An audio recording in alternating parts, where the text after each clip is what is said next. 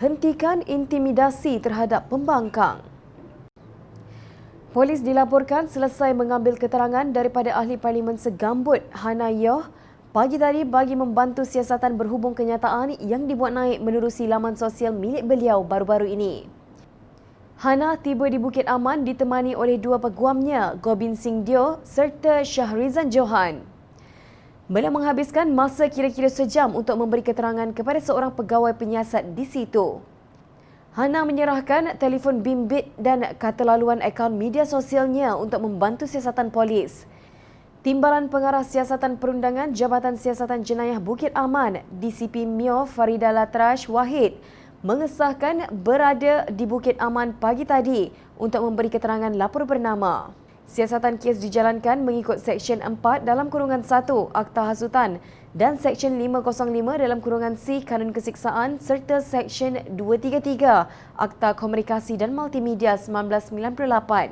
Pada 11 Jun lalu, polis membuka satu kertas siasatan berhubung kenyataan yang dibuat pemilik akaun Hannah Yeoh di Facebook yang didakwa mempunyai kecenderungan menghasut. Siasatan kes dijalankan mengikut Seksyen 4 dalam kurungan 1 Akta Hasutan dan Seksyen 505 dalam kurungan C Kanun Kesiksaan serta Seksyen 233 Akta Komunikasi dan Multimedia 1998. Sementara itu, dalam satu kenyataan bersama, kemarin Majlis Setiausaha Pakatan Harapan menyeru pihak kerajaan pimpinan Perikatan Nasional menghentikan intimidasi terhadap pembangkang. Menurut kenyataan tersebut, Majlis Setiausaha Pakatan Harapan mengambil maklum siri tindakan di mana ahli-ahli Parlimen pembangkang termasuk dari Pakatan Harapan telah dipanggil pihak berkuasa untuk disoal siasat. Ada kalanya tindakan-tindakan ini bersekali laporan-laporan media yang menimbulkan persepsi tertentu terhadap individu-individu tersebut.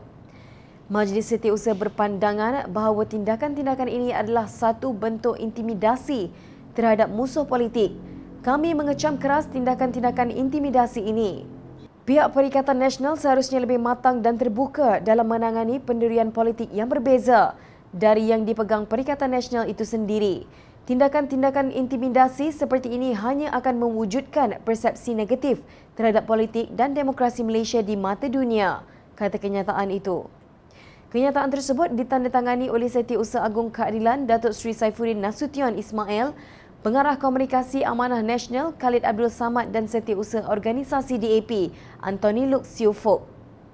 Majlis Setiausaha menggesa agar tindakan-tindakan intimidasi ini dihentikan serta-merta. Demokrasi di Malaysia harus dipertahan dan diselamatkan dari pihak yang ingin merosakkan keadaan demi kepentingan peribadi dan kelompok politik mereka, tegas kenyataan itu. Apakah bunyi ciapan Hannah di Twitter yang begitu menakutkan sehingga disiasat di bawah akta hasutan itu?